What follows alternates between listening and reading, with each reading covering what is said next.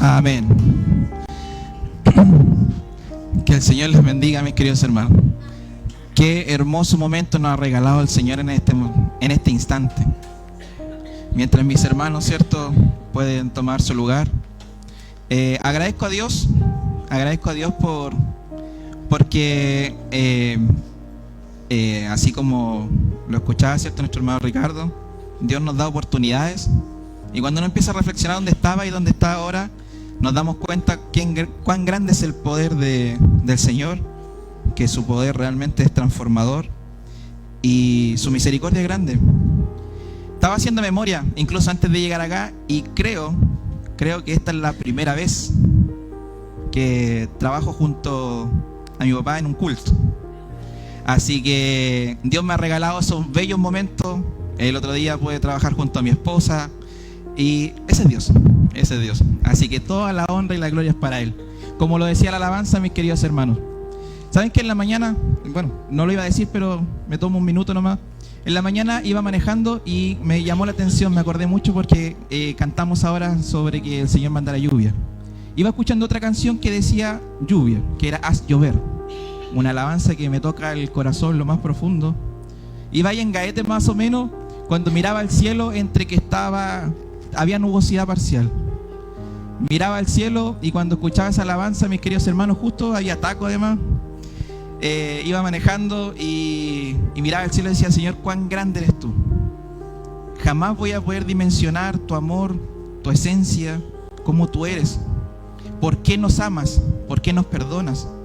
¿Por qué te tomas la molestia de día tras día llegar a nuestras vidas? Y bueno, ahí seguí escuchando el avance, me puse a llorar, había taco, yo creo que la gente me miraba, seguí, pero hasta que llegué al trabajo. Pero son hermosos momentos como lo que nos regala Dios en este instante.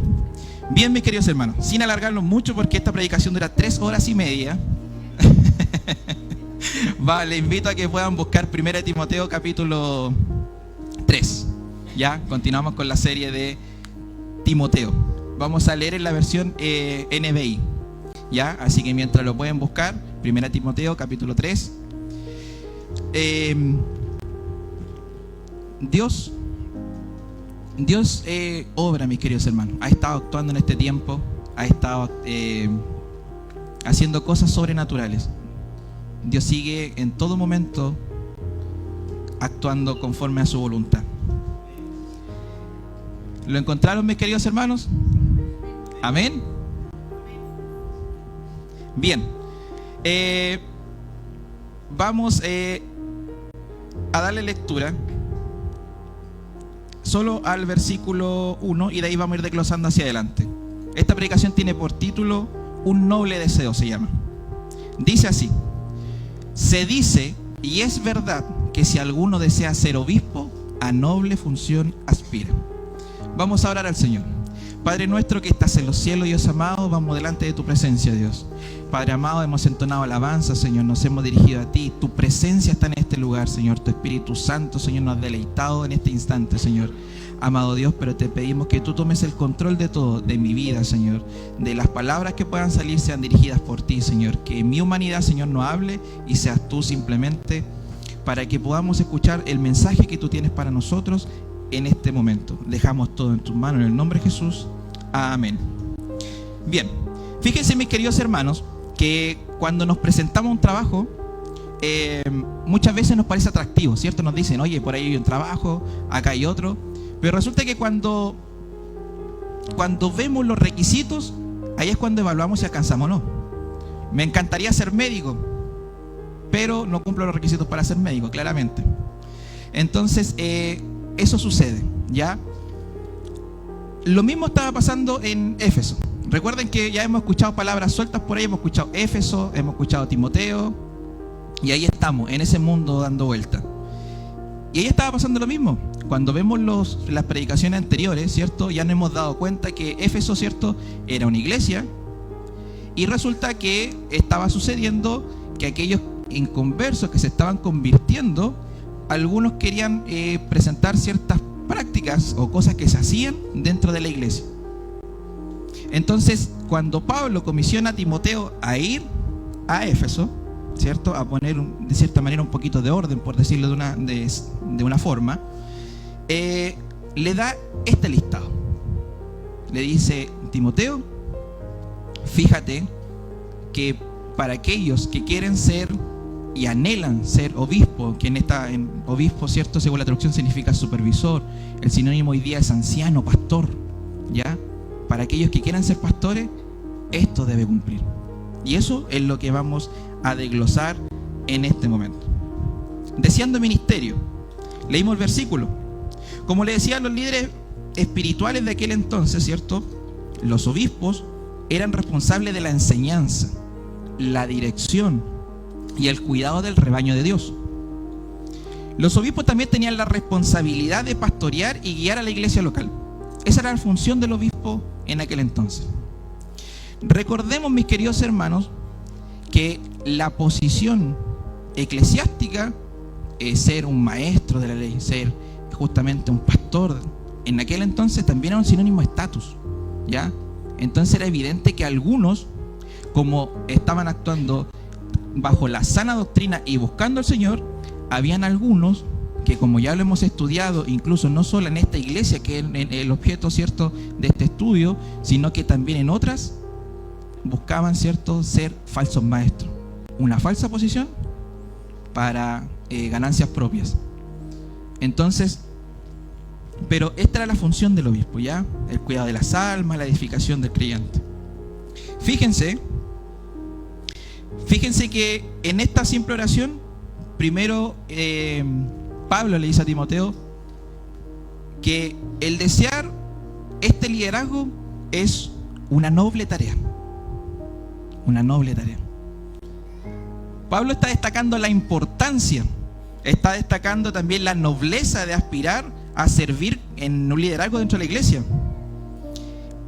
Debemos entender que el ser hoy día pastor es un puesto honorable, mis queridos hermanos. Es un puesto bajo los ojos de Dios, mis queridos hermanos, estamos cuidando el rebaño de Dios. Ninguna otra tarea más importante en la tierra que hacerlo. Entonces Pablo le está recordando a Timoteo que aquellos que quieren ser estos líderes es una tarea honorable. Es un honor, un privilegio ocupar ese puesto. Además, Pablo le dice que aquellos que desean. Fíjense que cuando analizaba esto llegaba a este punto, que le puse, se llama una correcta motivación. Pablo le está indicando a Timoteo que aquellos que están deseando se fije en que el deseo de ser líder no debe ser motivado por ambiciones personales. No debe ser motivado por querer fama, por querer una posición, por querer sobresalir del resto, sino que la motivación correcta debe ser la humildad y entender que este trabajo de líder es para el servicio de Dios, para lo que Él determine, para cómo haya que guiar su pueblo, y es disponerse al servicio de la congregación. Entonces ya Timoteo puede ir haciendo, ¿cierto?, este contraste de evaluar a las personas que él tiene enfrente, porque Timoteo no les conoce, él fue comisionado a aquel lugar, pero con esto él ya tiene, ¿cierto?, los requisitos para saber cuál es el currículum que debe presentar una persona para esta tarea. Eso es en primera instancia lo que sucede, ¿cierto?, en este versículo. Pero ahora vamos a leer del versículo 2 al 7 y vamos a ver ciertos requisitos para el obispo en este caso. Dice así: así que el obispo debe ser intachable, esposo de una sola mujer, moderado, sensato, respetable, hospitalario y capaz de enseñar. Hasta ahí. Aquí ya vemos 7 cualidades, de las cuales 5 tienen que ver con factores internos de la persona que está anhelando, ¿cierto?, ser líder. Pablo comienza indicando que el obispo debe ser irreprochable. ¿Ya? Irreprochable quiere decir que tiene que estar antes del reproche. Y reproche es traducido literal del griego, es sin reproche, sin acusación. O sea, ya partiendo, la persona que está siendo candidato para este puesto ya no debe tener ninguna acusación o algo que lo haga tener algo en su contra. ¿Ya? Eso es lo primero. ¿Y por qué razón? Por 3 puntos muy sencillos. Porque el líder tiene que ser íntegro moralmente. Ser irreprochable implica que el obispo deba tener un carácter moral intachable. Y luego por eso después desglosa que sea marido de una sola mujer, ¿cierto? Y ahí lo que acabamos de leer recién. Su vida y su conducta debe estar en conformidad de los principios bíblicos y de la palabra del Señor. No debe ser motivos legítimos para acusarlo de una conducta inapropiada, inmoral o pecaminosa. Además, otro punto por el cual debe ser irreprochable, por el testimonio público. Porque fíjense que como líder de la iglesia, su vida debe reflejar la santidad y rectitud. Debe ser, ¿cierto?, alguien que manifiesta que es un siervo de Dios, ¿ya? Y además, porque tiene responsabilidad y rendición de cuentas. Ser líder, en algún momento, tiene que rendir cuenta a Dios. Y cuando cae, ¿cierto?, en ciertas conductas reprochables, también debe dar explicaciones a la congregación. Entonces, ya, ¿cierto?, estos requisitos van tomando un cierto peso para, como les decía al inicio, poder evaluar justamente esta tarea. Y luego de esto, hay 2 cualidades que tienen que ver con factores externos, que es ser hospitalario y capaz de enseñar. El obispo tiene que tener estas características, ya que en este caso, en la actualidad es el pastor. Fíjense que hospitalario. ¿Por qué había que ser hospitalario? Porque era la cultura de aquel entonces. Ser hospitalario tenía que ver algo, era una virtud muy reconocida. Porque al día de hoy, por ejemplo, los lugares para nosotros nos quedan cerca, a pesar de que nos movemos muchos kilómetros. Pero resulta que si yo tengo que ir a Concepción, yo voy y vuelvo. Y me movilizo y llego a mi casa después. Pero en aquel entonces los viajes eran muy largos. Los viajes podían ser días, semanas, meses. Entonces, el que alguien lo recibiera ya era una tremenda virtud. Y fíjense que además, esto lo busqué así escudriñando, me llamó demasiado la atención y es una estrategia pero espectacular de la iglesia primitiva.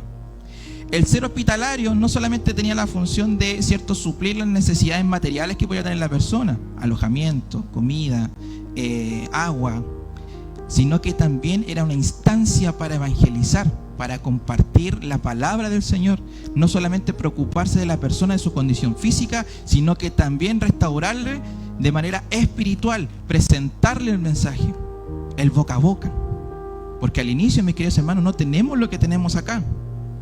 Y si vamos después a la historia, que eso ya es motivo para otra predicación, nos tenemos cuenta que por más de 300 años hubo una montonera de personas que hicieron lo posible por seguir manteniendo el evangelio vivo, para que nosotros hoy día tengamos la Biblia y podamos estar compartiendo de la palabra del Señor. Tremendos hechos que de repente omitimos. ¿Cómo ha sido la historia de nuestra iglesia? Y lo segundo es que debe ser apto para enseñar. Entonces debe ser hospitalario y apto para enseñar. Es para transmitir el conocimiento. Como les decía, el líder y quienes desean, ¿cierto?, esta labor, tienen que ser aptos para enseñar, tienen que tener conocimiento de la palabra, tienen que transmitir el mensaje de Dios, ¿cierto?, de persona a persona, su familia, sus vecinos, su entorno, su trabajo, donde esté, en la micro, con quien lo compartan. Pero en este caso, en la iglesia, debe cumplir esa labor. ¿Por qué? ¿Por qué enseñar? Porque además de enseñar, el obispo es capaz de enseñar no solo para instruir a los creyentes, sino también para defender la fe cristiana. El conocimiento no solamente le sirve para creer en Dios, sino que también sirve para defender su fe, para poder evaluar lo que está pasando en su entorno. para ver cuánto nos puede afectar lo que el enemigo anda sembrando por aquí y por acá. Porque aunque por más que, por ejemplo, el Estado quiera imponer leyes, quiera cambiarle la sexualidad a nuestros niños, quiera intervenir en los jóvenes y desviarlo por el camino, si la palabra se sigue manteniendo, si los niños siguen aprendiendo, si los jóvenes se interesan por leer la palabra y nosotros los adultos seguimos compartiendo este evangelio, la iglesia jamás se detendrá y se verá afectada por este tipo de cosas. ¿Y por qué también tiene que ser apto para enseñar? Para la formación de discípulos. Porque no es solo venir acá, mis queridos hermanos, sino que también esto es una escuela, ¿cierto? Aquellos que llegaban a aquel lugar también era una escuela para aprender y crecer. Como lo decía nuestro hermano Ricardo, Dios da la oportunidad, Dios nos llama. Y Dios también nos da la oportunidad de crecer. No solamente quedarnos detenidos. Si lo que pasa es que hay que disponerse. Lo que pasa es que hay que comprometerse con Dios. Y muchas veces eso es el costo que nos cuesta. Y como no queremos pagar el costo, nos preferimos quedar acá. Pero eso es lo que debe hacer, ¿cierto?, el obispo.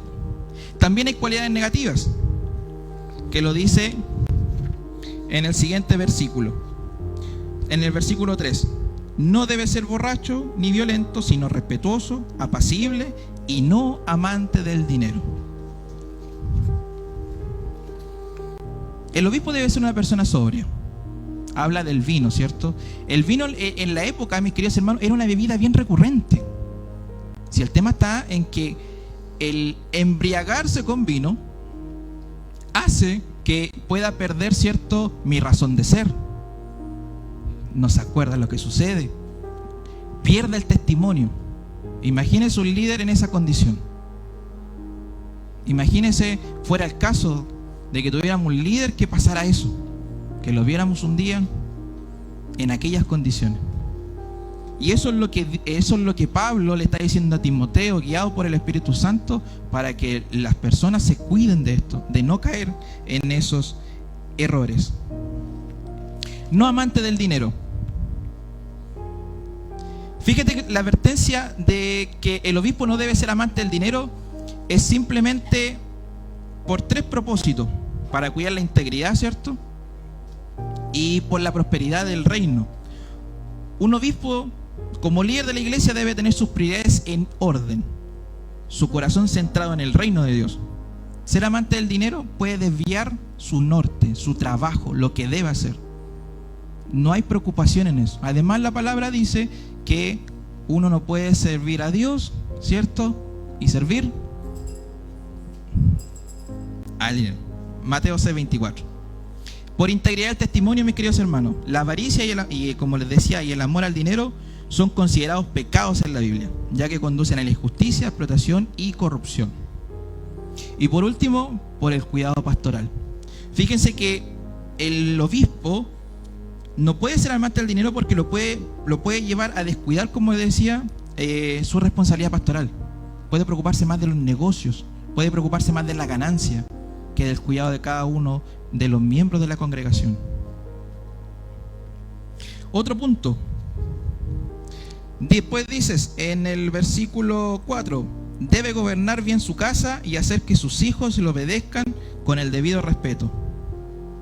Mis queridos hermanos, un líder no puede llegar a ser líder de una congregación, y quizás puede ser de uno o el número que sea que Dios planta ahí, si no es capaz de gobernar su casa, que es su primera tierra.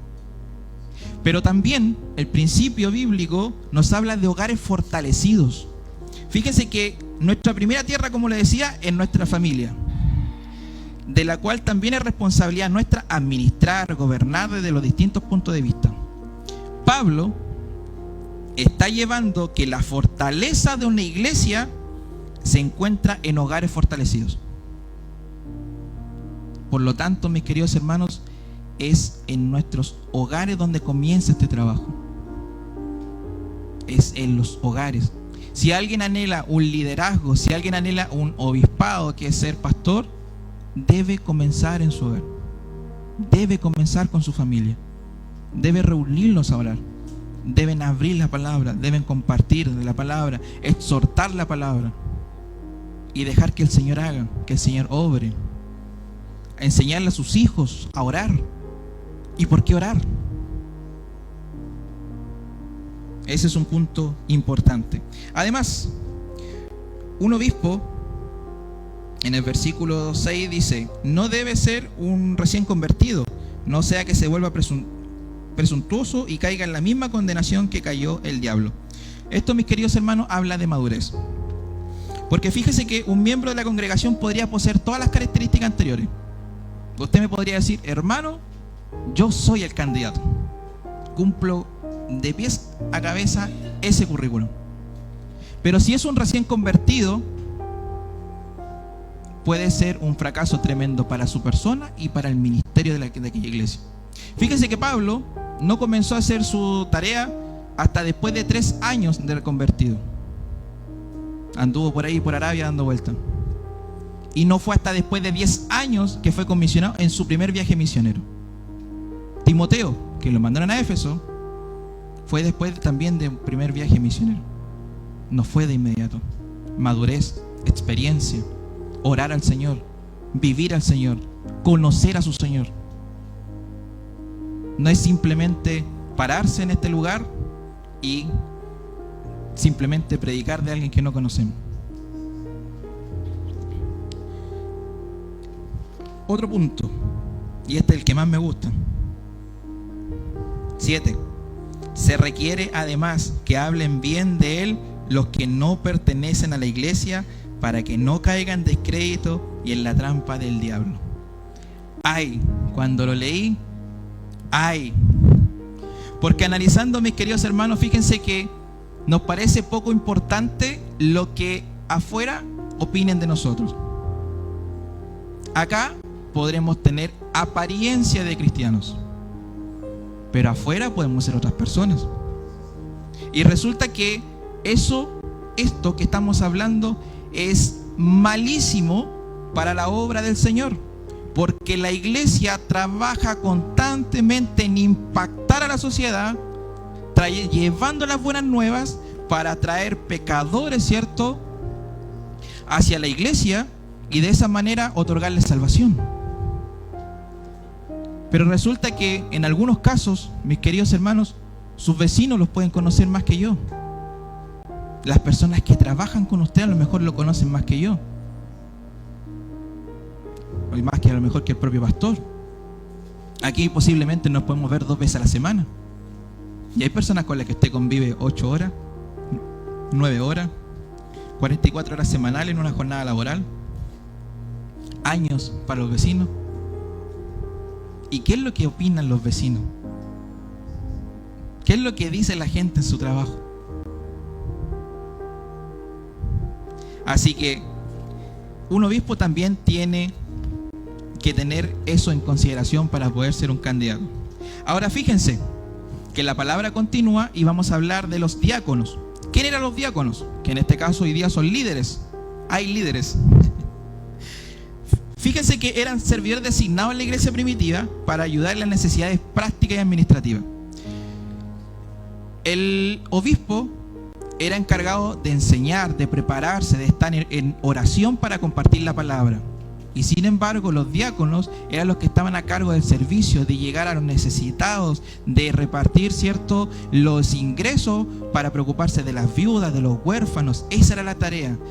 La tarea del diácono, mis queridos hermanos, era hacer de que el obispo estuviera en una comunión constante con el Señor, que nada le distrajera de la relación con Dios, porque lo que el obispo pudiera entender del Señor era lo que después iba a enseñar. Y para no desviarlo de esa tarea estaban los diáconos. Los diáconos se preocupaban de cuando llegaban los huérfanos, de acomodarlo en algún lugar, de cuando llegaban las viudas, de si habían recursos para ayudar a los necesitados, a los que estaban pasando hambre, estaban ellos. Entonces vemos un trabajo integral entre ambos liderazgos. Pero hay una estructura jerárquica, pero hay tareas designadas. Para esa tarea de los diáconos hay también unos requisitos, y los vamos a leer. Del 8 al 13 vamos a leer de corrido. Dice: Los diáconos igualmente deben ser honorables, sinceros, no amigos del mucho vino, ni codiciosos de las ganancias malavidas. Deben guardar con una conciencia limpia el ministerio de la fe, que primero sean puestos a prueba y después, si no hay nada que reprenderlos, que sirvan como diáconos. Asimismo, las esposas de los diáconos deben ser honorables, no calumniadoras, sino moderadas y dignas de toda confianza. El diácono debe ser esposo de una sola mujer y gobernar bien a sus hijos y su propia casa. Los que ejercen bien el diaconado se ganan un lugar de honor y adquieren mayor confianza para hablar de su fe en Cristo Jesús. Hay conceptos que se repiten. Por ejemplo, el tema de ser esposo de una sola mujer. Recordemos que esta iglesia estaba posicionada donde la diosa Artemisa, ¿cierto? Las sacerdotisas practicaban la prostitución como ritual, ¿cierto? Y aquellas que se estaban convirtiendo, claramente una persona que recién se convierte no hay un cambio drástico como en algunos casos, pero llegaban también con esas costumbres a la iglesia. Por eso en el capítulo anterior veíamos que Pablo le decía que las mujeres se vistan con decoro, ¿cierto? Y prudencia. Respondía a eso, no con peinado ostentoso, para no replicar lo que sucedía en aquellos lugares paganos dentro de la iglesia del Señor. Conducta intachable nuevamente. Parece que para Dios esto es algo completamente no negociable, intachable, irreprochable. Y por los mismos puntos.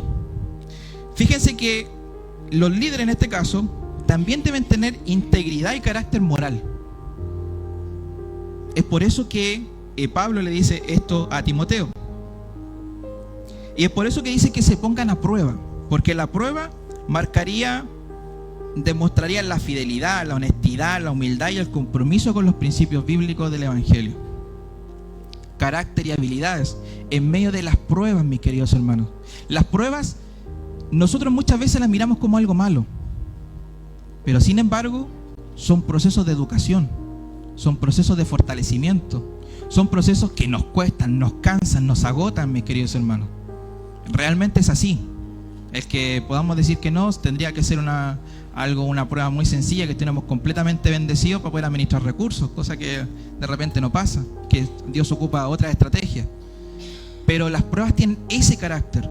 No es castigo, sino que es un proceso que Dios nos muestra hacia dónde queremos llevar. Y nos pueden estar probando en este tipo de cosas. Fíjense que en medio de una prueba Dios nos puede estar probando nuestra disposición para servir, nuestra diligencia en el trabajo, cómo somos con las responsabilidades que se nos asignan dentro de las iglesias. Entonces el líder tiene este llamado de parte de la palabra. Otro punto, habla de las esposas comprometidas en el ministerio.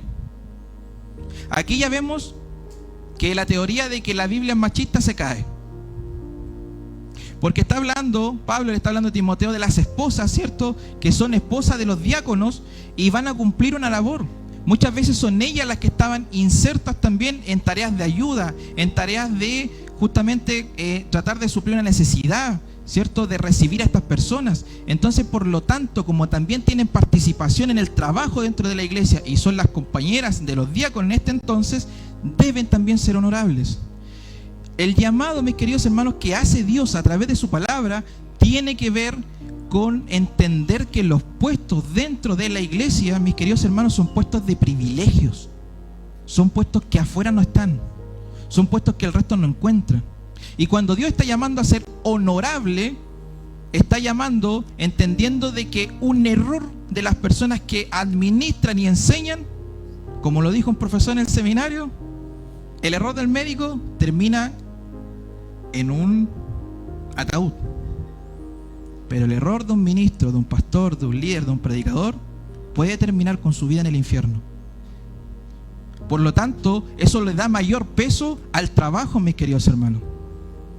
Le da mayor responsabilidad. Mientras más leía, más me daba cuenta que tan valioso es esta tarea. No le restemos la importancia. No le restemos la posición que tiene, no le restemos el compromiso que debe tener el trabajo de un liderazgo dentro de una iglesia, en el cargo que sea. obispos, diáconos. Mis queridos hermanos, todas las tareas son importantes, pero todas son honorables. Deben ser intachables, deben ser con compromiso, deben ser con devoción, porque lo está haciendo para Dios, colocándose al servicio de su rebaño. Entonces a eso está llamando el Señor. Y fíjense que por último, le fallé como en 1 hora y media. Por último, Pablo no pudo terminar de una mejor forma esta sección. Es extraordinario. Versículo 16, Andrea. Dice: no hay duda que es grande el ministerio de nuestra fe. Él se manifestó como hombre, fue justificado por el Espíritu, visto por los ángeles, proclamado entre las naciones, creído en el mundo, recibido en la gloria. Pablo termina realizando un resumen extraordinario del mensaje central del Evangelio, que es la encarnación, la muerte, resurrección y ascensión de Jesucristo. Dios fue manifestado en carne, mis queridos hermanos. Dios se hizo hombre. Dios se hizo hombre que vino a la tierra para redimir la humanidad. Justificado en el Espíritu, Jesucristo fue declarado justo, sin pecado por el Espíritu Santo, confirmando su perfecta obra redentora. Fue visto por los ángeles desde su nacimiento hasta su ascensión. Predicado a los gentiles. El Evangelio después de Jesucristo se compartió a todo el mundo. Se predicó. Esa fue la primera labor. Y nótese que en la estructura que está escrito demuestra de que primero es una tarea, el predicar. Luego, creído en el mundo. Esa predicación surgió efecto y hay quienes creyeron este mensaje y han aceptado al Señor y Salvador alrededor de todo el mundo. Muestra de ello somos nosotros. Recibido en gloria. Jesucristo fue elevado, mis queridos hermanos, si Él hoy día está a la diestra del Padre, a la espera de la segunda venida. Mis queridos hermanos, mire, como conclusión, le voy a leer porque me gusta escribir. Mi esposa sabe que me gusta escribir y cuando escribo me inspiro mucho. Dice: tenemos una lista de requisitos y cualidades que cumplir para cada oficio. Los requisitos son lo suficientemente altos, de modo que nadie con defectos morales, con defectos morales sobresalientes pueda alcanzar dichos puestos para no ensuciar el nombre del Evangelio. Pero del mismo modo, estos requisitos son lo suficientemente bajos para que cualquier miembro que tenga una buena disposición, una merecida reputación, un compromiso con el Señor y el favor de Dios pueda optar a este oficio. Nuestra primera tarea, mis queridos hermanos, es amar a Dios sobre todas las cosas. Hay que dejar que la llenura del Espíritu Santo actúe desde adentro, cambiando nuestros pensamientos, nuestras emociones y sentimientos, para dar paso a que estos requisitos, mis queridos hermanos, sean la consecuencia de la obra de Dios en nuestra vida. Nuestra primera tierra es nuestra familia. Familias sólidas harán iglesias fortalecidas para resistir los embates del enemigo y así poder seguir formando discípulos y llevando las buenas nuevas a todos quienes quieran aceptar, y otorgará salvación.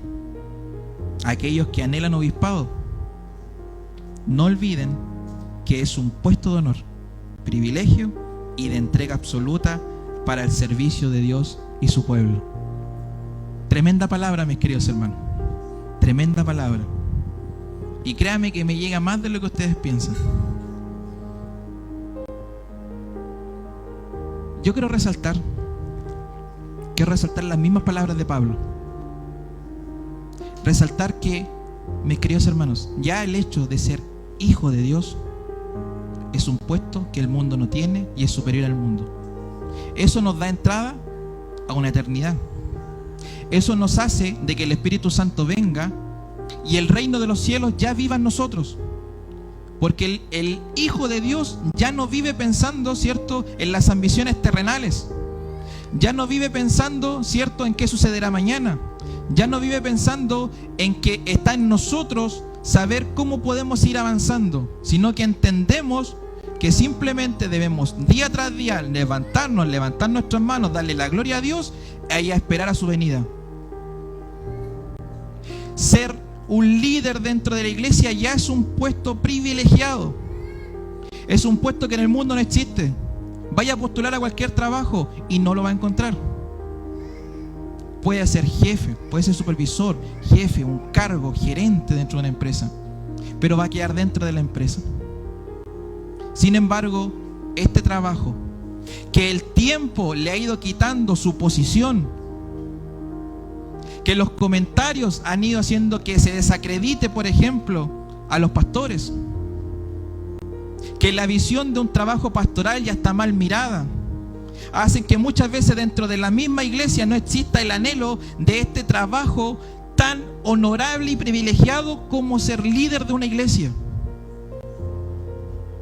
Pero, mis queridos hermanos, lo que Pablo está terminando y diciendo, que no se trata de cumplir los requisitos, se trata de amar a Dios, porque el amar a Dios hará que naturalmente esos requisitos estén en su vida. ¿Tiene ese deseo? Buen anhelo, dice Pablo. Buen anhelo. Pero comencemos a ordenar nuestras vidas. Comencemos a prepararnos, mis queridos hermanos. Como lo decían en la coordinación, el día de mañana no lo sabemos. El jueves pasado hablábamos algo similar. En nosotros no sabemos qué va a pasar mañana. Pero mientras tengamos vida, mis queridos hermanos, demos lo mejor a Dios. Demos lo mejor a Dios. Y estas deberían ser palabras que se deben interesar en los jóvenes, y mis queridos hermanos, no solamente en los jóvenes, sino que en toda la iglesia, porque Dios no pone edad para poder cumplir esta labor. Si está ese deseo, si ha sentido la curiosidad, si ha tenido ese anhelo, ha soñado, mis queridos hermanos, póngase en campaña, ora al Señor, comienza a adorar, pregúntale a Dios si es el ministerio. La motivación, como lo decíamos, debe ser la correcta. No debe ser emocionalismo, no deben ser sentimientos, sino que simplemente debe ser Dios hablando en su vida. Él la respaldará si está el llamado. Él lo respaldará si está el llamado. Pero recuerden que esta labor, estar acá congregados el día de hoy, tiene por objetivo algo más que estar en la silla. Tiene por objetivo generar nuevos discípulos que se levanten, que tengan la ambición para poder tener visión de reino y seguir expandiendo el reino de Dios. Esa es nuestra tarea, mis queridos hermanos. Debemos seguir predicando al Señor. Debemos seguir llevando lo que nosotros recibimos además. Hemos recibido perdón. Hemos recibido salvación, restauración en algunos casos. Y eso está disponible para todos aquellos que no conocen al Señor y se arrepienten a través de la obra que hace el Espíritu Santo. Así que, mis queridos hermanos, nosotros como congregación, yo le daba esa vuelta, nosotros como congregación también le hemos restado lo honorable que es el puesto de un líder y de un pastor. Usted me puede decir, ¿pero cómo? Si Dios ha puesto un líder, mis queridos hermanos, al líder se le respeta, al líder se le obedece. Es el líder el que está a cargo. Él es Él quien dará cuentas por nosotros. ¿Qué sucedió con nuestras vidas? Entonces, cuando nos preocupamos más de cuestionar, de reprochar, de jugar un papel que no nos corresponde, mis queridos hermanos, estamos restándole la importancia a lo que es ese liderazgo y al cargo de honor que Dios ha entregado en aquella persona. Así que, mis queridos hermanos, esta es la palabra del Señor. Vamos a ponernos en pie. Yo no sé cuál es lo que hay en el corazón, ni cómo llegó esta palabra a sus vidas, porque lo veía que era una carta justamente con requisitos, pero yo no sé lo que hay en el corazón. Yo no sé lo que hay en el deseo. Yo no sé a dónde Dios quiere llevar a cada uno de nosotros el día de mañana. Saldrán de aquí nuevos líderes, saldrán de aquí nuevos pastores, misioneros. Lo correcto y lo claro es que hay que tener disposición y debemos partir por amar al Señor. Así que, mis queridos hermanos, les invito a que se pongan en pie. Le voy a pedir al ministerio de alabanza que pueda pasar a este lugar, podamos entonar alabanza y luego vamos a orar.